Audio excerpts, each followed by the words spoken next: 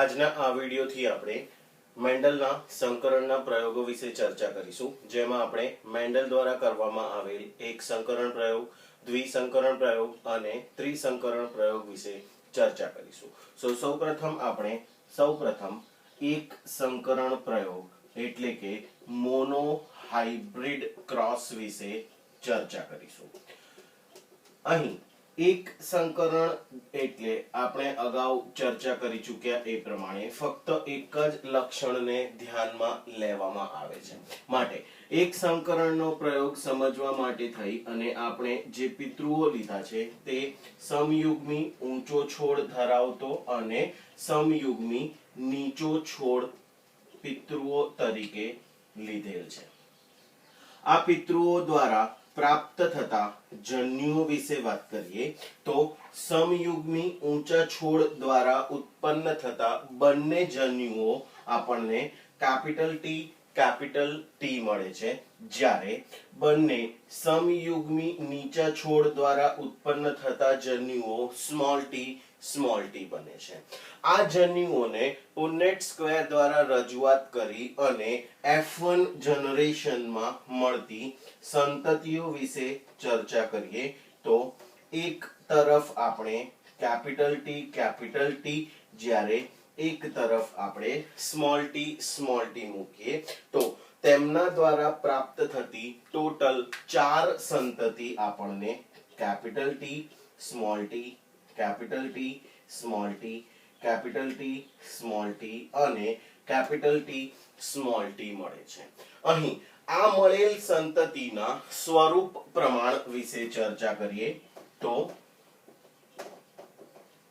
અહીં સ્વરૂપ પ્રમાણ આપણને F1 જનરેશન આ પિતૃઓ દ્વારા પ્રાપ્ત થતી F1 પેઢી છે, જેનું સ્વરૂપ પ્રમાણ આપણને આ ઊંચો છોડ કેપિટલ ટી ની હાજરીના કારણે, અહીં પણ કેપિટલ ટી ની હાજરીના કારણે ઊંચો છોડ આ અને આ ચારે ચાર છોડ આપણને ઊંચા પ્રાપ્ત થાય છે। એટલે સ્વરૂપ પ્રમાણ આપણને 4:0 જે પૈકી 4 જે છે એ ઊંચા છોડ પ્રાપ્ત થાય છે અને 0 નીચા છોડ પ્રાપ્ત થાય છે।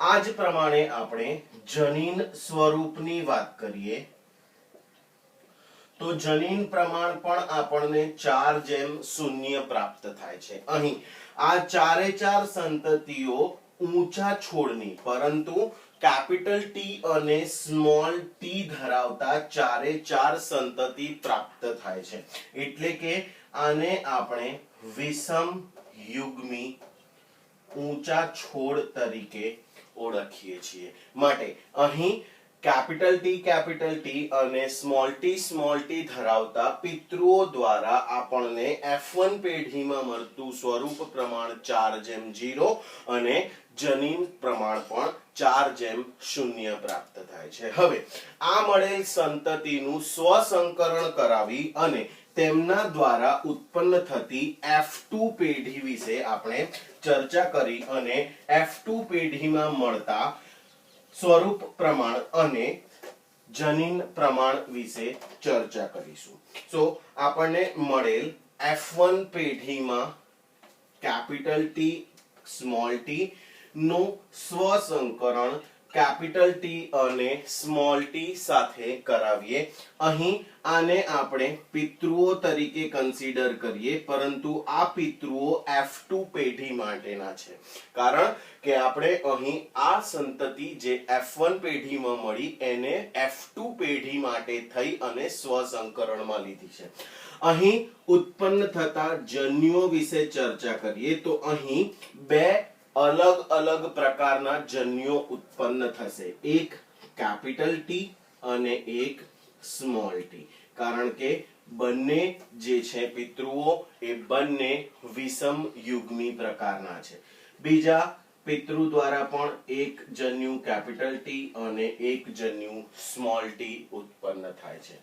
आज जन्युओ द्वारा उत्पन्न थती संतति विषे चर्चा करी, तेना माटे पुन्नेट स्क्वेर नी रजूआत करिए तो आ पुन्नेट स्क्वेर में एक तरफ कैपिटल टी धरावता एक तरफ કેપિટલ ટી અને સ્મોલ ટી જન્યુ, જ્યારે બીજી તરફ અન્ય પિતૃમાંથી પણ કેપિટલ ટી અને સ્મોલ ટી તરીકે જન્યુઓ મૂકીએ તો આપણને પ્રાપ્ત થતી સંતતિમાં સૌપ્રથમ કેપિટલ ટી, અહીં એક તરફથી કેપિટલ ટી, એક તરફથી સ્મોલ ટી, અહીં એક પિતૃ તરફથી કેપિટલ ટી, એક પિતૃ તરફથી સ્મોલ ટી, જ્યારે અહીં બંને પિતૃઓ તરફથી સ્મોલ ટી પ્રાપ્ત થાય છે.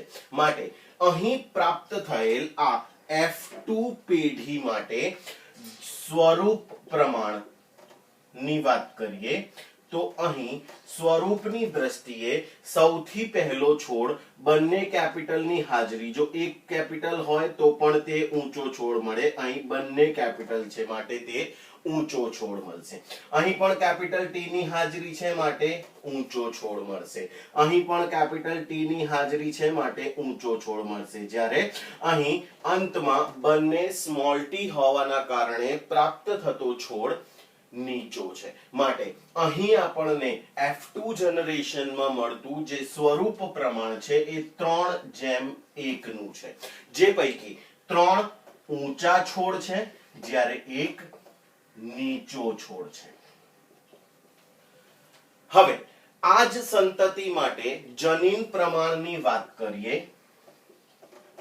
તો જનીન પ્રમાણ આપણને સૌપ્રથમ બંને કેપિટલ ટી એટલે કે સમયુગ્મી ઊંચો છોડ છે, એટલે કે એક સમયુગ્મી ઊંચો છોડ છે.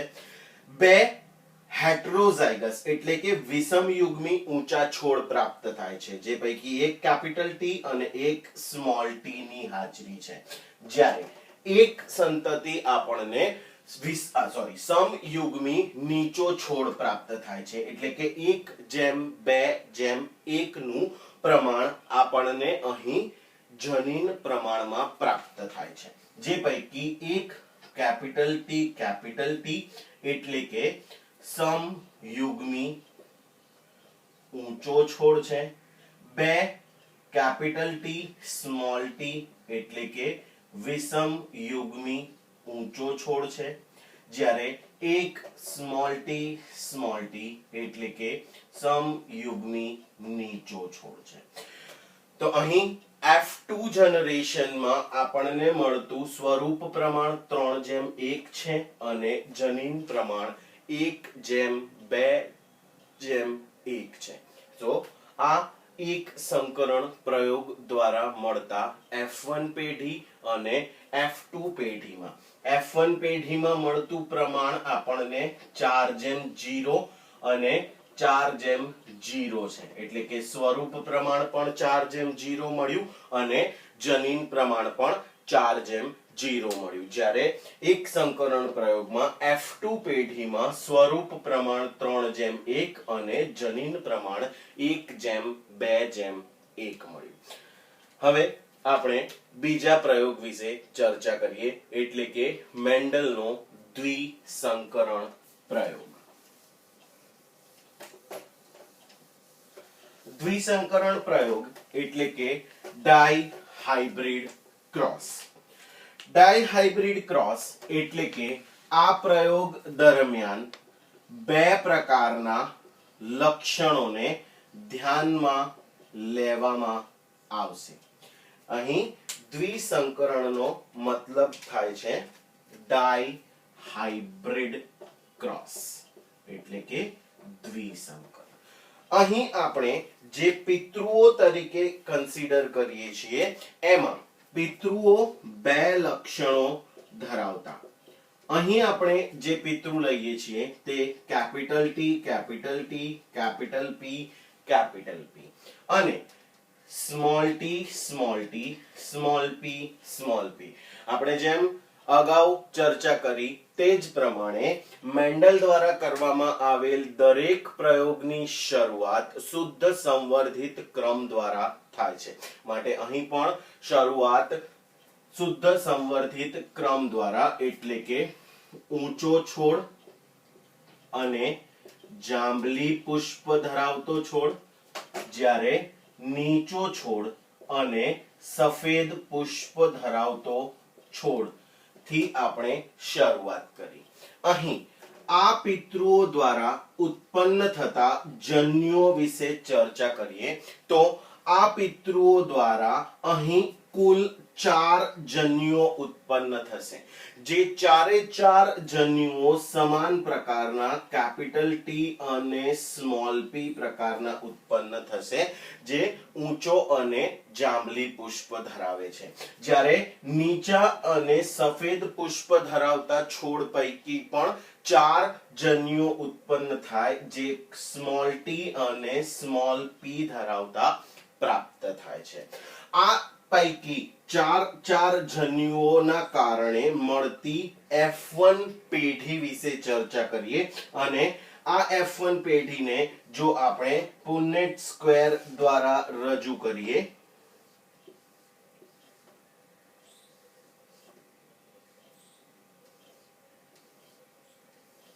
તો એક તરફ કેપિટલ ટી કેપિટલ પી ધરાવતા 4 જન્યુઓ જે એક ઊંચા અને જાંબલી પુષ્પ ધરાવતા છોડ દ્વારા મળે છે, જ્યારે એક તરફ સ્મોલ ટી અને સ્મોલ પી ધરાવતા એટલે કે નીચા અને સફેદ પુષ્પ ધરાવતા છોડ દ્વારા મળતા જન્યુઓ આપણે પુનેટ સ્ક્વેરમાં લખીએ.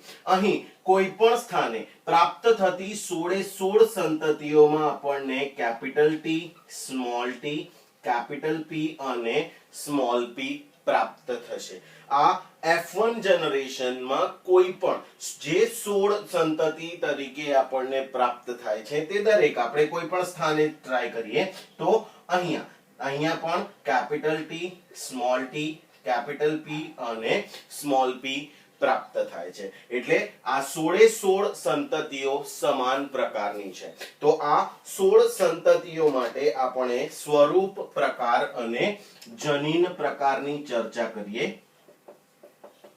તો અહીં કેપિટલ ટી અને કેપિટલ પી ની હાજરીના કારણે આપણને મળતો છોડ ઊંચો અને જાંબલી છે.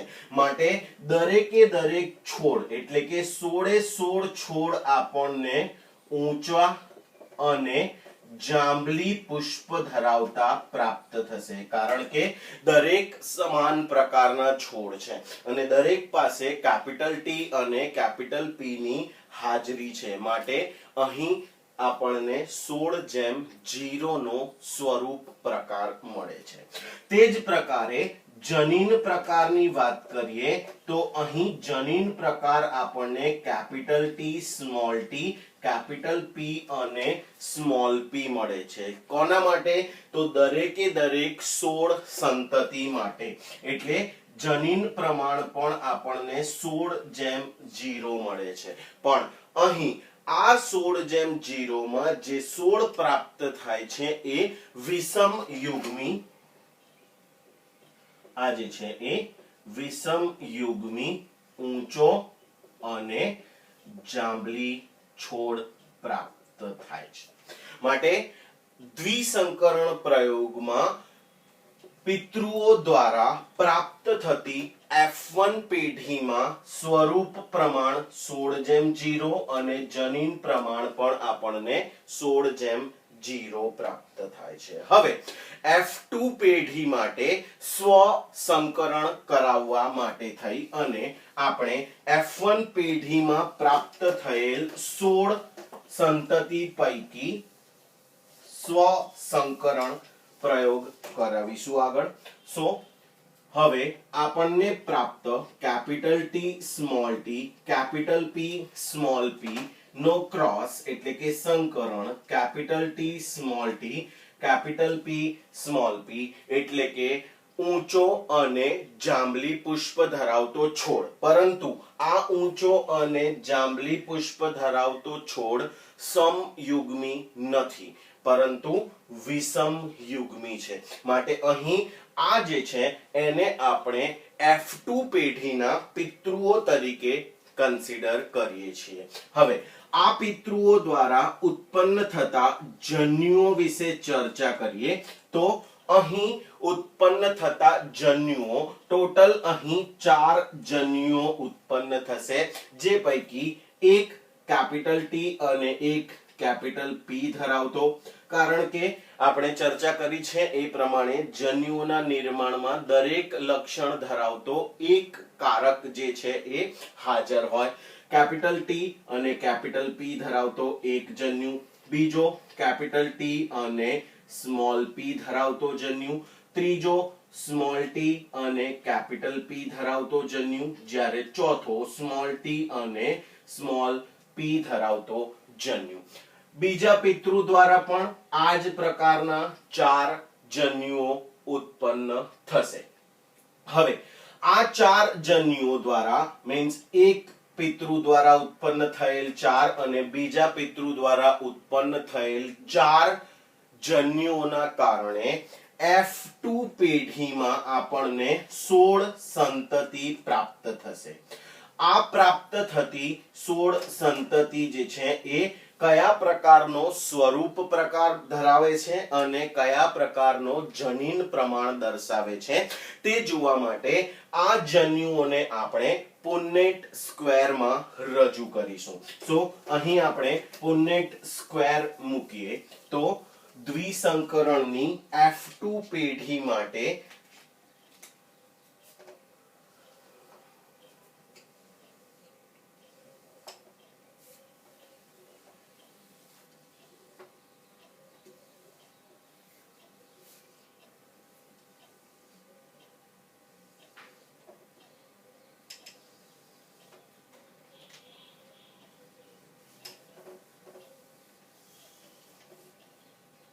અહીં એક તરફ આપણે capital T, capital P, capital T, small P, small T, capital P અને સ્મોલ ટી, સ્મોલ પી.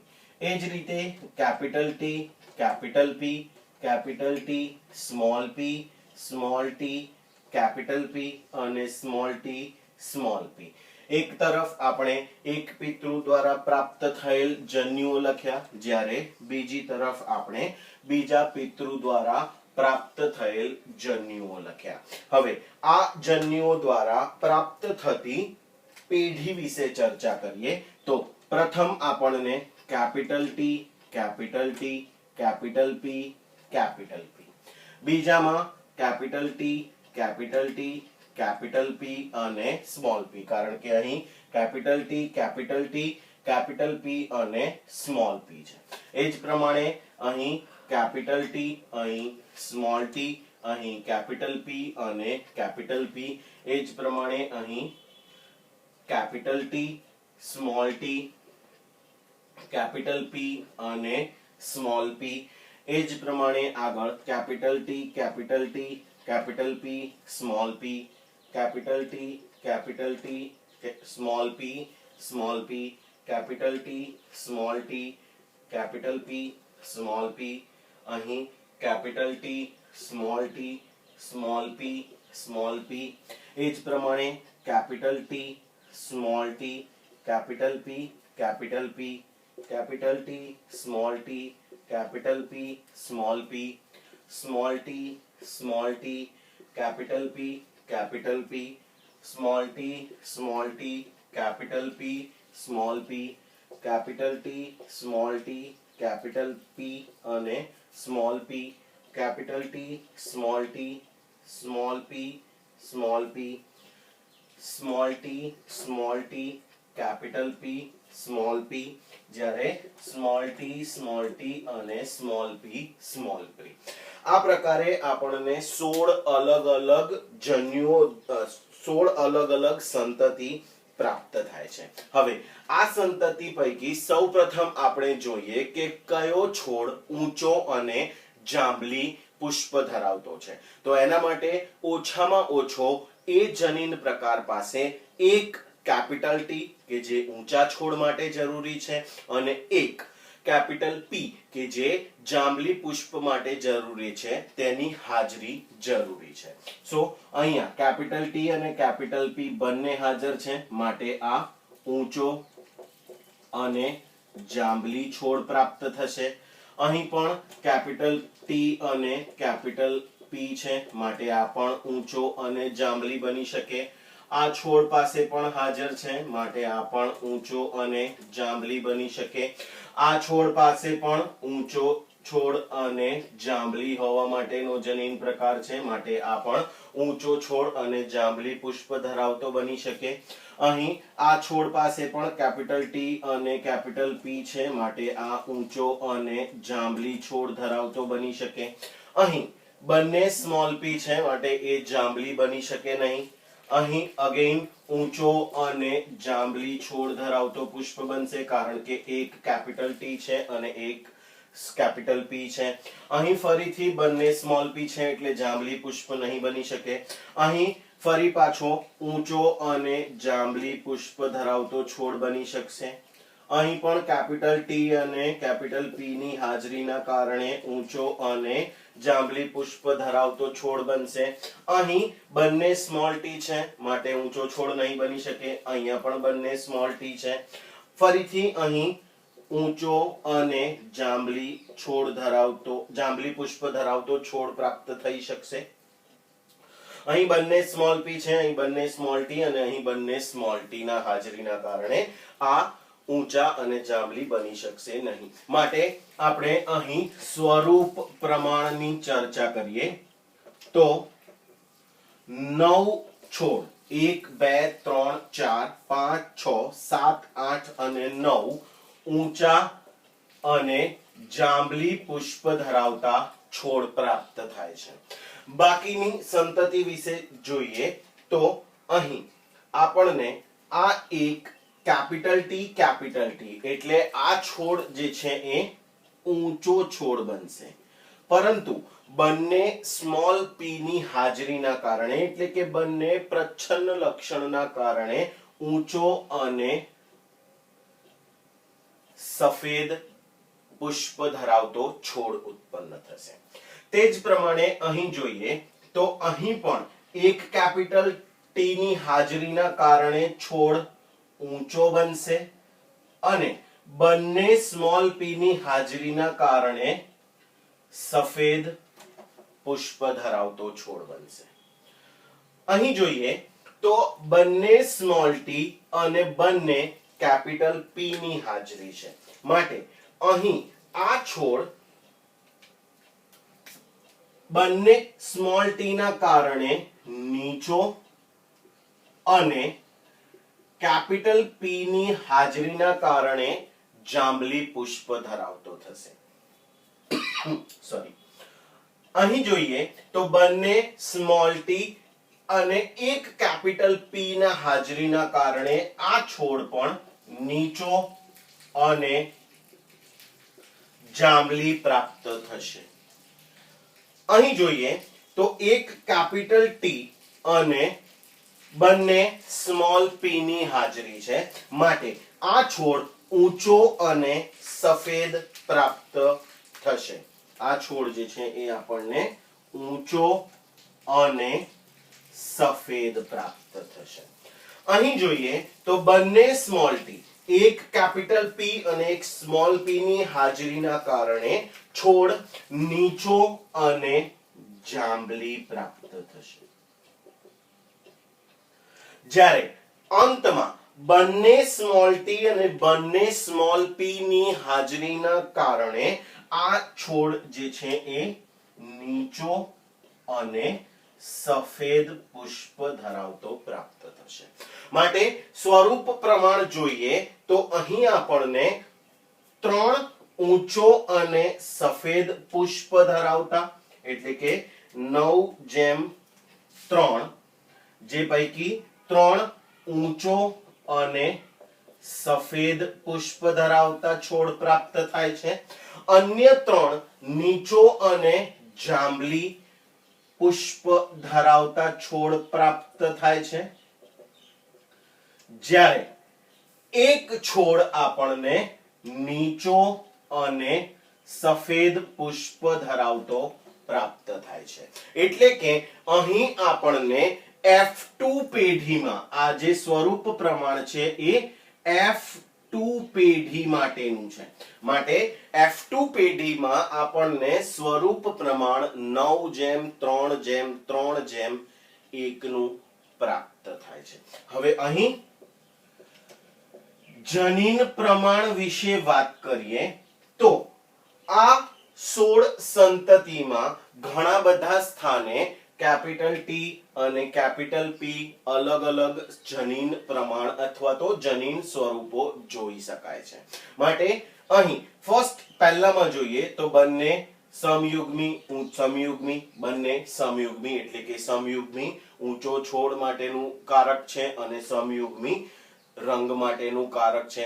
માટે બીજામાં જોઈએ તો સમયુગ્મી અને વિષમયુગ્મી અને સમયુગ્મી, વિષમયુગ્મી અને વિષમયુગ્મી એટલે કે ખૂબ જ વિવિધતા પ્રાપ્ત થાય છે.